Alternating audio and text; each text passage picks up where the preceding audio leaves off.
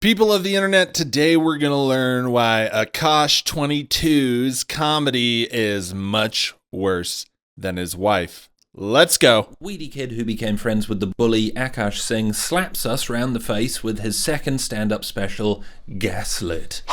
This comes off the back of his 2022 20-minute barely a special Bring Back Apu. You might be familiar with Singh as the co-host of the cringy and obnoxious Flagrant podcast with King Andrew Schultz. Here's Singh wearing a white hat.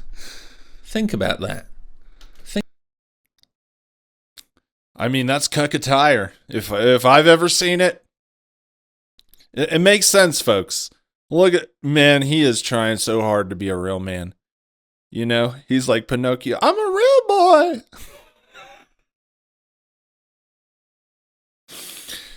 Meanwhile, his wife at the frat house, like, there ain't nothing wrong. You know? I love them frat boys. Oh! Think about how cool he thinks he looks. Going into Gaslit, there was reason to be hopeful. The central routine of Apu, that the former Simpsons character was actually a positive portrayal of Asian stereotypes, was an interesting one. Would he explore more cultural and racial tensions from his unique perspective? No. No, he won't do that. What he will do is rag on his wife for 78 minutes while relentlessly mocking queer people. I should have known from the title. I should have known from the Flame Effect title! So, you know, here, we're just going to be fair. We're going to be fair. For those of you that make the argument that, well, I guess it's not as bad though, right? Because, I mean, he's been talking shit about her, but it's comedy. We've seen this. You know, it's a tough one. It's a tough one. It's not really that tough. She said way worse stuff. But I'm trying to make the argument. You could say that he's been saying stuff about her, you know, a lot too. But it ain't as bad as it. Bro's finished. And that's like Mortal Kombat finished him, and Sub-Zero just says, yeah, finish him. Yeah, I saw that argument that they wanted to make, that he talks about her in his specials, but it's comedy and it's funny, and you don't really know if it's true, you know? But at the end of the day, putting out the stuff she has is devastating. Absolutely devastating. But let's continue.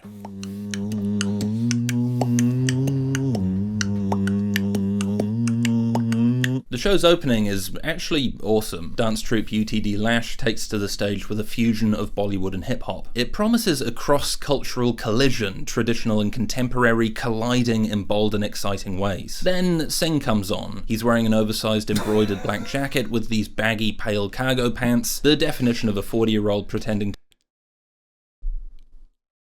You just can't take him seriously anymore. Look at him trying to be all cool and hard and like, you know, I own this shit. You really don't see him owning anything anymore, do you? It's just ruined. The image is ruined. I can't. Every time I see this, I just, it's like when you're like 12 or 13-year-old and you're trying to be a man, you're trying to act all tough. That's what Akaash looks like. I just can't take him seriously anymore. His wife, you know, I know divorces and separations and bad partners can be heavy on your bank account. Like, that's just a given. There's laws and, you know. But to go out this way, and who knows? You know the worst thing, he's probably going to stay with her. After all this, like, she literally destroyed his image forever. Forever, ever? Forever, ever? That's right. To be 25. The set is trying to ooze rap concerts. What it actually oozes is a bunch of stools stuck to the walls. I found Singh's voice grating from the get-go. His delivery is bombastic. Nearly every punchline is yelled in a nasal squawk. My wife and I also are trying to have a baby. She doesn't know that yet, but I'm working on it.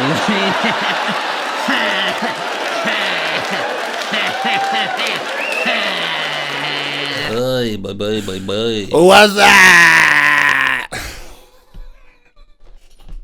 Remember those commercials? That shit was wild. Remember when everybody, I think I was in school and everybody was like, oh, this is bad. You know, I'm not one to ever find myself watching an Akaash Singh comedy special. But since we're here now, okay. But it's not as bad as Bryan Callen. Bryan Callen. That opener for Bryan Callen has to be one of the most schizo fucking random ass openers I've ever seen. It made me feel bad.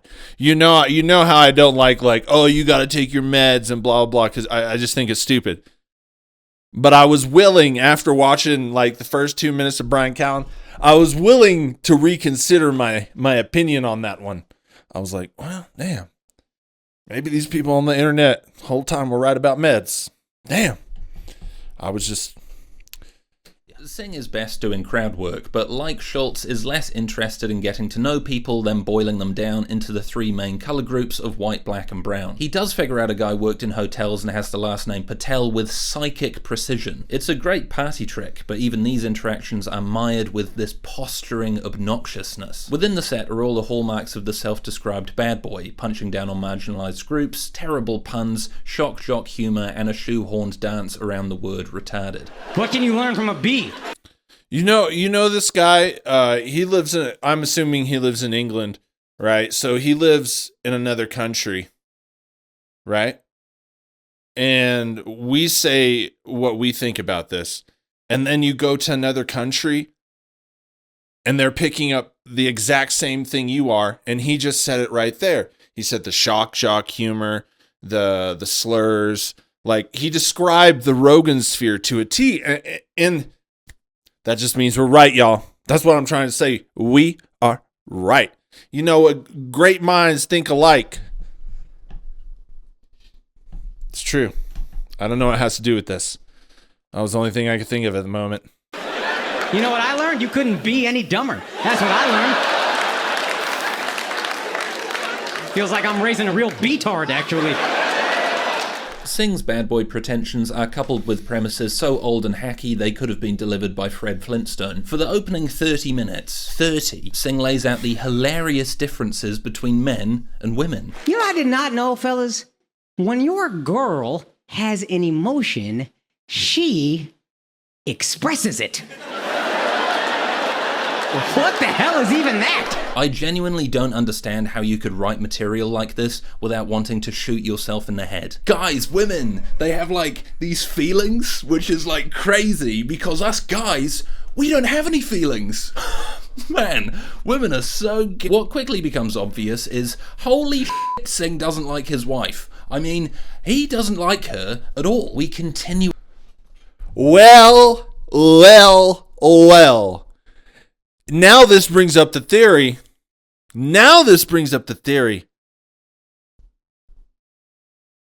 Is Akaash as innocent as he claims? Do we all feel bad for Akaash? Or Akaash is the monster, right? He's a monster as well. Sorry. I think, here's the thing I think about. I think if you marry somebody that's like that, right? You're probably like that too.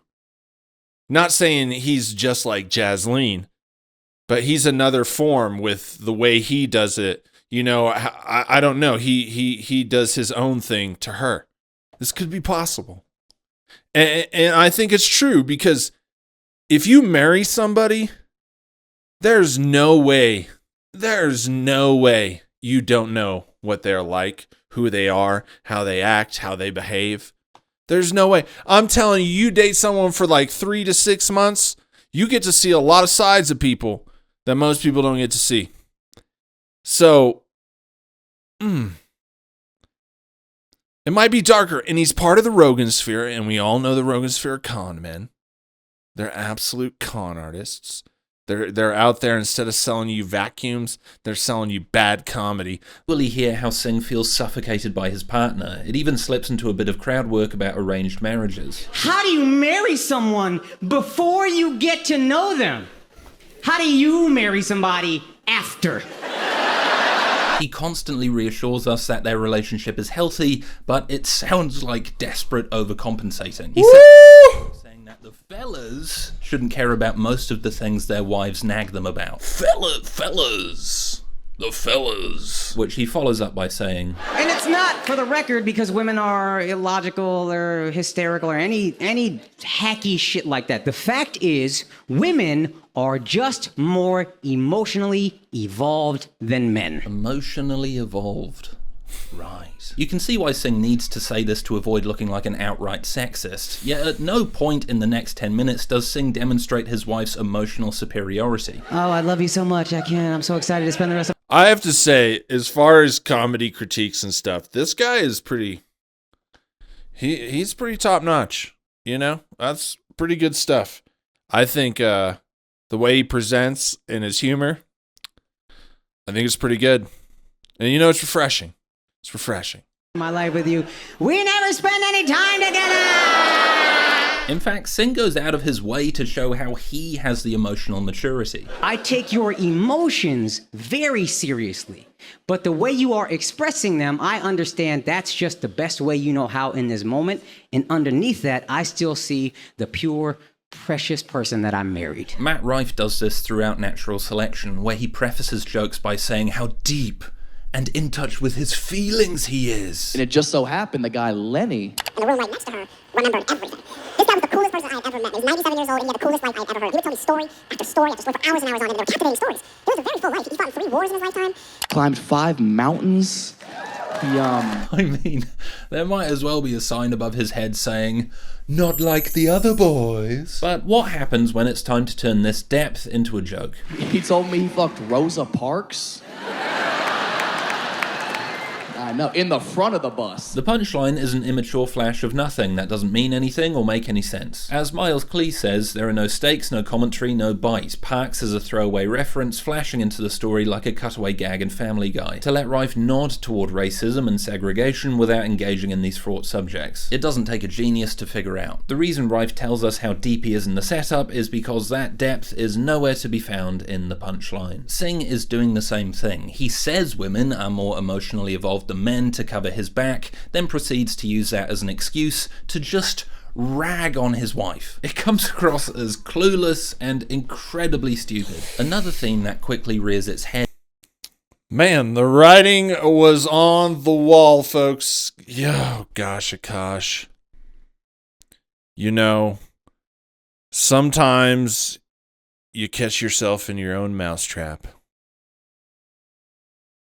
I think his mousetrap destroyed his career. I really don't understand why men or women marry people that hate them. I just don't. And what? I get if you're a gold digger, you get the money, but I mean, your freedom, and that includes like your freedom to love and to be in a relationship and to enjoy something. You can't give that up for no money or no nothing. That's the only thing. That's the only thing that's really truly yours is you know, and you just give that up too. Oof. Gosh. I mean, he's gonna be a meme, like for generations to come. Is how insecure Singh is about his sexuality. When Singh gets into an argument with his wife insinuates that him expressing his feelings is gay. It's an interesting snapshot into their relationship. Singh is clearly terrified of being seen as feminine, emotional, or anything that doesn't fit with his narrow framework of masculinity. What's worse is how Singh's wife exploits this during arguments. That hurt my feelings. And she goes, okay.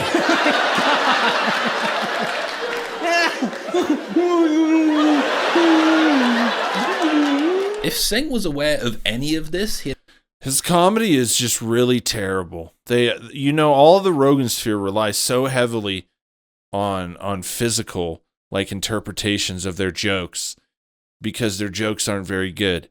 It looks like somebody that's trying too hard, I guess. I don't know exactly how to explain it. Like, I can't explain it. It just doesn't look good. Have an interesting basis for a joke. I should also add some of these feelings. Yeah, that. Cultural. What's that? Singh was born in Texas to South Asian parents. He could explore the pressures to be masculine and unemotional in a way that is unique to him, but instead he speaks in the broadest generalizations. It's such a wasted opportunity. Hey, my bros, my bros, my bros! Doesn't it suck when you try to express your feelings to your wife and she makes fun of you, exploiting a fundamental insecurity about your idea of masculinity, making you feel gay? Man, I love my wife. It's actually quite sad. By generalizing these as things go through, he's normalizing toxic behavior. This isn't the difference between men and women, it's just two insecure people that don't know how to communicate. For the record, anyone whose mood is doing this isn't healthy, and Singh, who says all men should respond as an emotionally repressed flatline, is perpetuating static gender roles and emotional states that create bad relationships. Sorry, I know that's a bit of a TED talk, but it makes it really hard to buy into Singh's act when what he's claiming as universal truths are outdated gender roles. It also excludes anyone who's not in the most vanilla heterosexual relationship. What about queer couples, or anyone who doesn't think men and women should act like characters from Mad Men? But wait, there's more. The final flourish of this routine is an absolute killer. If I took you completely seriously, I would have to beat you up. I'm not sure who you think you're talking to. It can't possibly be me. For real. Otherwise, I would have to fuck you up. Yes, the loving spectre of domestic violence. And what an ominous little chuckle. This joke stuck out to me because Singh, who is only 5'7", is doing some Napoleon-esque overcompensating. Singh does mention how short he is. Y'all don't believe me when I say it.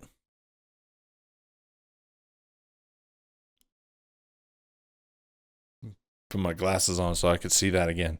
And other jokes, but here, he avoids it totally. Singh could add some humility by tagging the joke by saying they're pretty much the same height, and his wife would probably win in a fight. But he doesn't. He just lets this thought sit there. Underneath that fake laugh, you see a man stare out across the audience, desperately trying to reassert the dominance he doesn't have in his marriage. It's weird.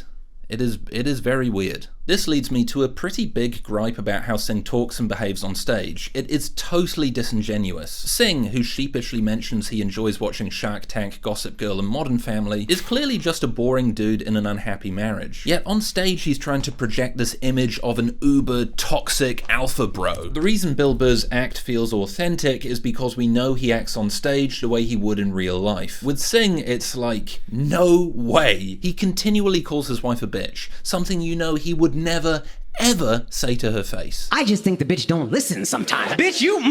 Get on a boat, bitch. Bitch. You can't even let me die alone.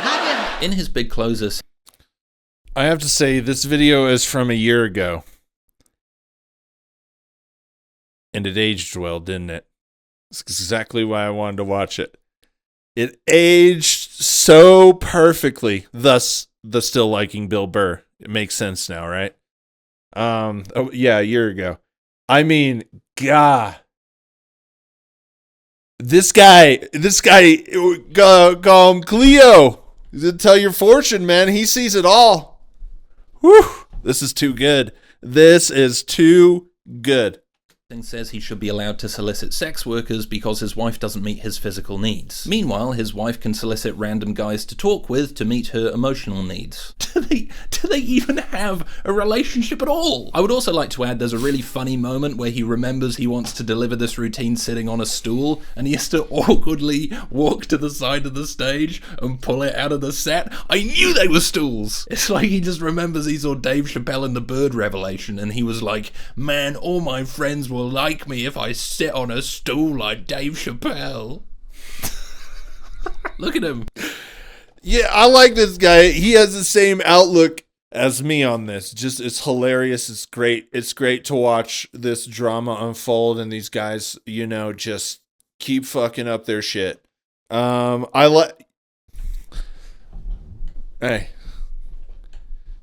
This is a good take. I'm liking this take on this. I just have to say. It's good. Look at him go. Oh yes, I better. Oh yes, I need to get my little stool. It's so lame. But here's what if I can't meet my wife's emotional needs, I'm a bad husband.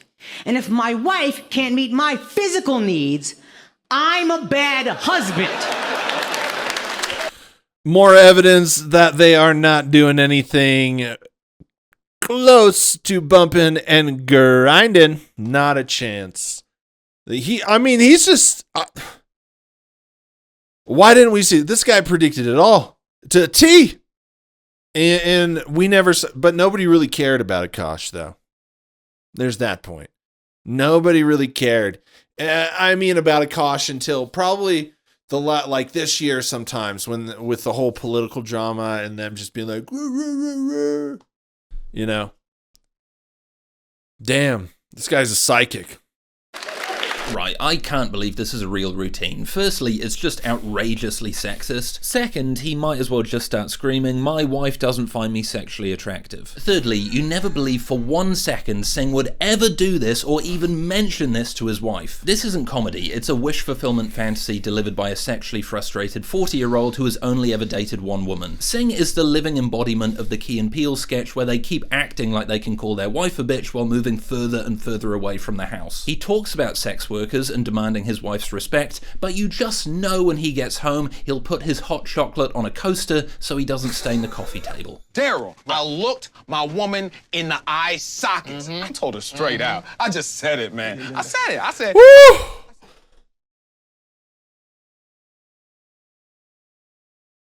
I said, babe. Hey guys. Hey girl, how you doing, man? You having a good time? You seen the bedroom? Yeah, we just looking at the washing machine? What's amazing is when the credits roll, we see Singh for who he really is. He picks up his fluffy white dog and just awkwardly...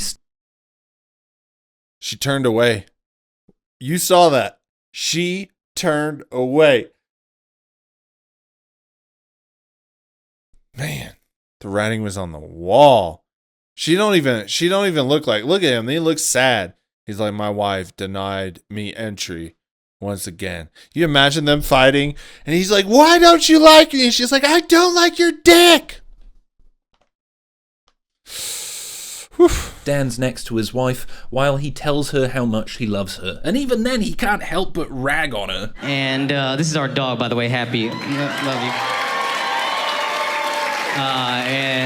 And she has definitely seen me at my poorest, and then she'd nag me until we got richer. I can't wait for the post-divorce special where he calls his wife a lesbian. Singh's obvious insecurity about his sexuality rears its head when he tries to tackle homophobia. We would see a dude doing ballet and be like, gay! That's terrible, yo. I can't believe we did that, bro. That's messed up. Singh says that's messed up, but what is getting the laughs here? It's not pointing out how homophobic and close-minded he was, it's when he yells the word gay and then reaffirms the stereotype. A dude doing ballet is not automatically homosexual. He is probably homosexual. The same thing happens when Singh makes fun of his conservative friends for believing homosexuality is a virus. Oh, I have been fucking dudes nonstop. Since Tuesday. Oh, I can't even. Oh, God. It's kind of incredible how lazy this joke is. There's no point, no spin, no misdirect. It's the same thing he did calling his wife emotionally evolved. He just uses that as a smokescreen to leap into the same hack punchlines we've been hearing for decades. Nice one. And for the record, when the idea of a man having gay sex is the punchline, it's homophobic. It comes down to the same basic idea: isn't having gay sex funny? Isn't that something we can all laugh at from our very normal straight perspective? This hits tone-deafening levels when Singh describes a friend coming out to him as non-binary. Again, you can see what Singh is doing here. He frames this joke as him trying to learn and understand. But where in this joke is any attempt at empathy? A good friend of mine came out to me as being non-binary. And I love them, and I accept their lifestyle, whatever it is. But the whole thing was just... First of all, they FaceTime me to tell me.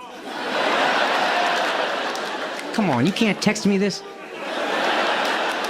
I'm not going to break down the whole routine, but what is apparent is how little Singh gives a about showing any respect for his friend. For one, Singh identifies this person who came out to him as non-binary in a routine he would have performed over and over again as a man repeatedly. 30 minutes!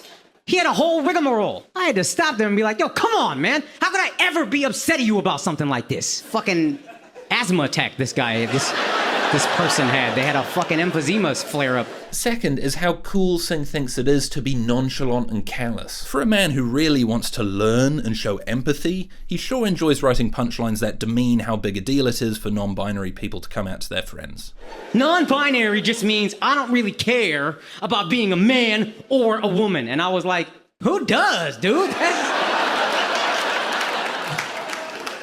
That's weird. Who cares about being a man or a woman?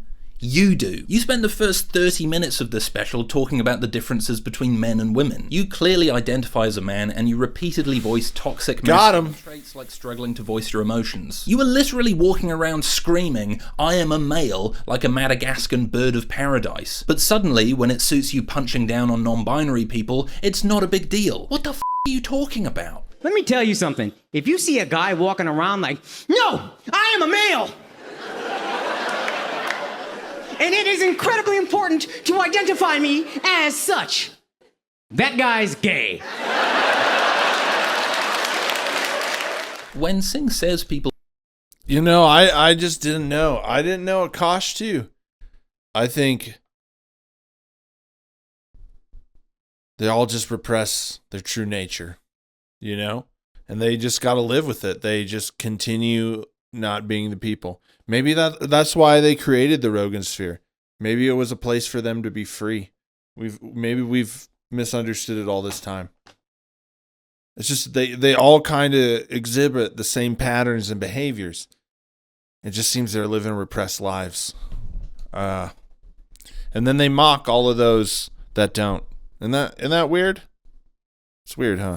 Who walk around saying I am a male are gay, what traits of weakness and insecurity is he assigning to homosexuality? What traits of weakness and insecurity is he assigning to himself? What's really insidious about what Singh is doing is he's pretending to be coming from a place of empathy when he's using that as a veil to be discriminatory. It's not only in poor taste, but cowardly. The thing about Singh or Schultz or any posturing wannabe alpha is a total incapability to take accountability. You don't find it funny, or you don't get it. You criticize what Singh is saying, they'll lean back in their chair and say, come on man, it was just a joke. Hey, maybe acting like someone coming out to you as non-binary was a big waste of your time isn't showing the empathy you say you have. Maybe repeatedly calling them a man is something you never would have done if you had internalized anything they'd said. In the end, Singh just comes across thick as pig shit. He has no idea what he's saying, cluelessly prodding around with his toxic male bull.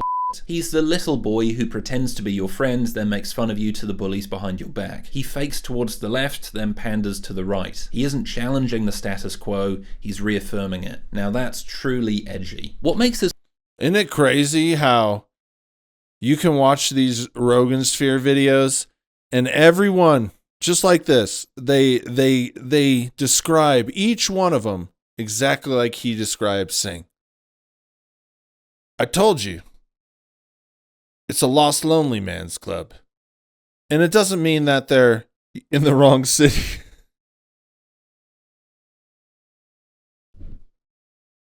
You gotta love a dad joke. It means that they're lost inside. You know? They are.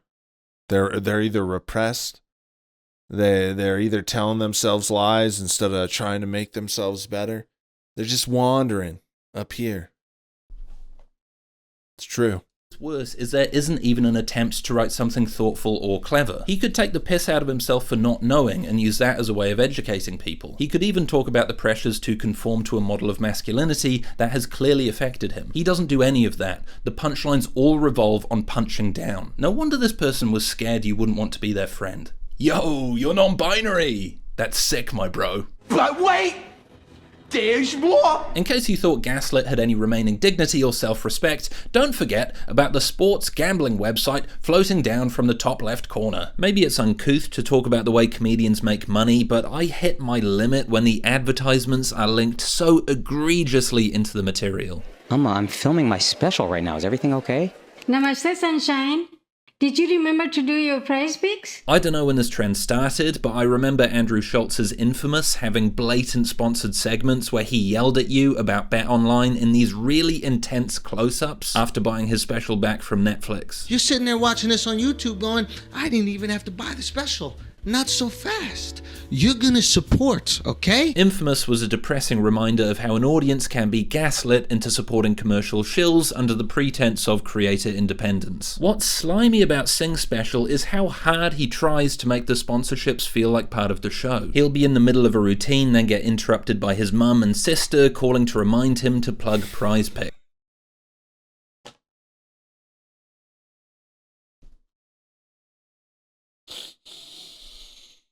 That was Jasleen. He just called Jasleen his sister. Oh, I don't know. Just hearing that is funny.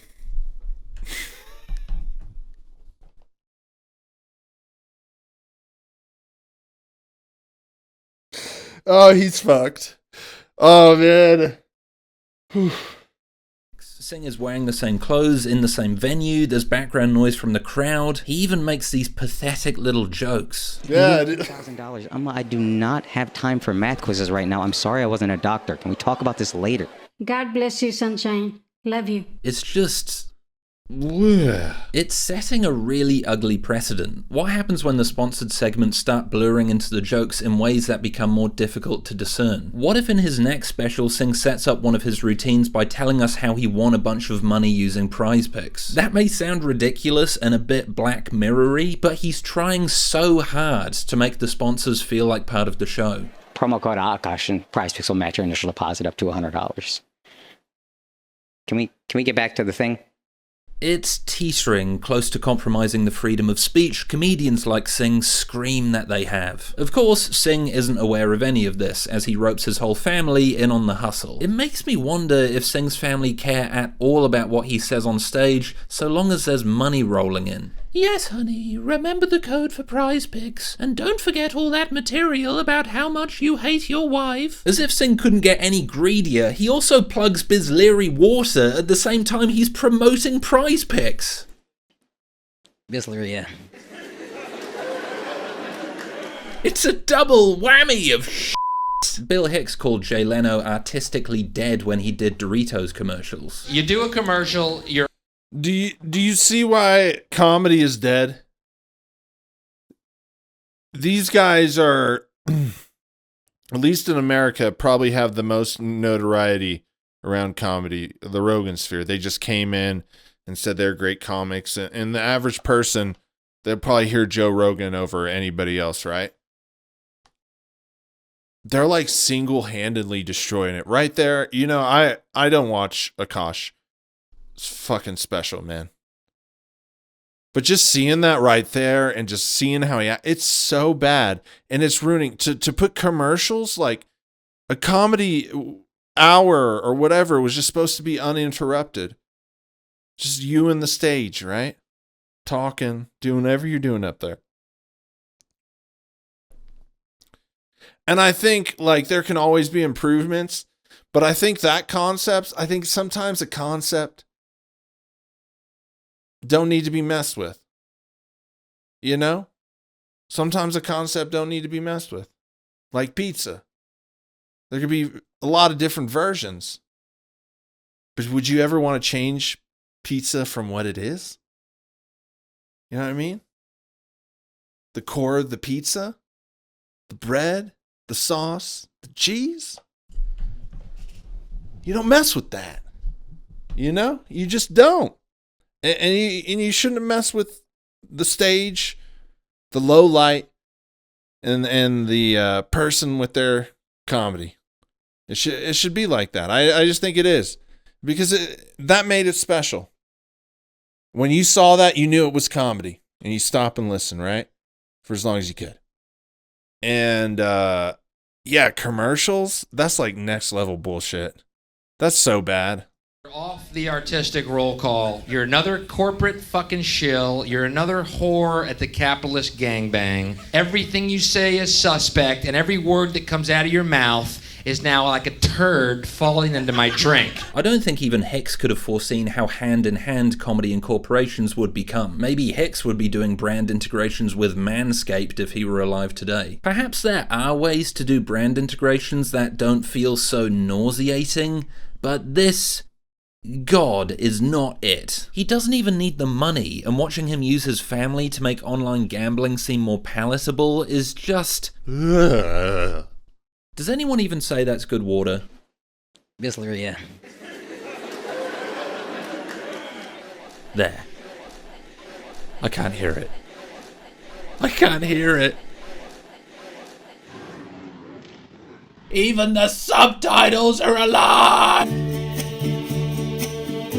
Hey, this isn't sponsored, but I just wanted to take some time to tell you about this product right here. Zum Mist. It's sea salt.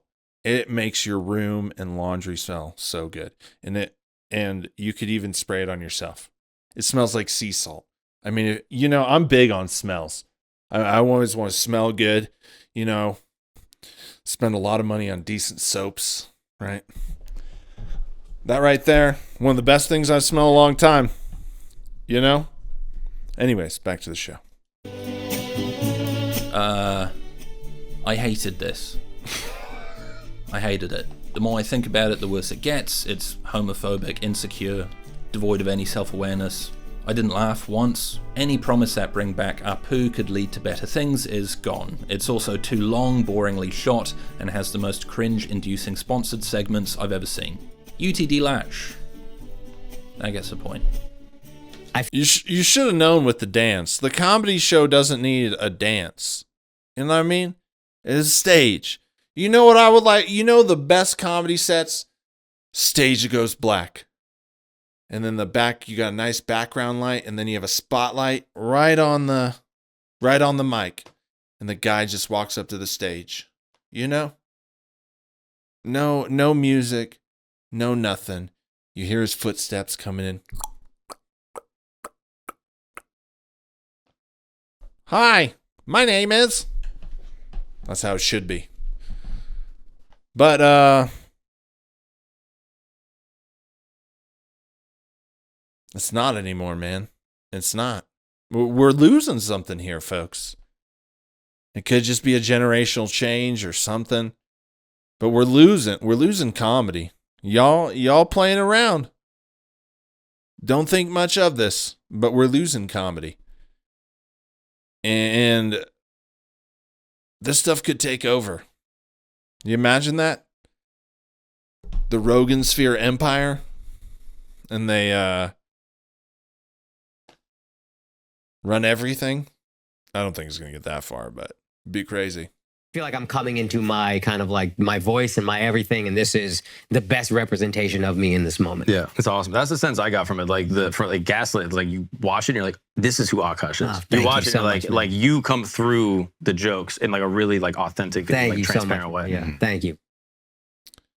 Man, that was a year ago, and right at the end, everybody said, "That's you. Your comedy special is authentically you," which means he's in a bad relationship.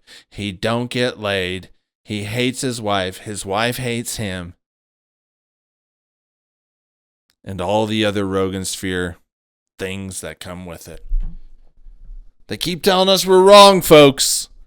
But like I said, they always post exactly what we need to prove our point. Let me know what you think in the comments, man. A year ago, this was made. And boy, oh boy, it predicted the future of Akaashland to a T. Let me know what you think of Akaash 22. And have a great day. Peace.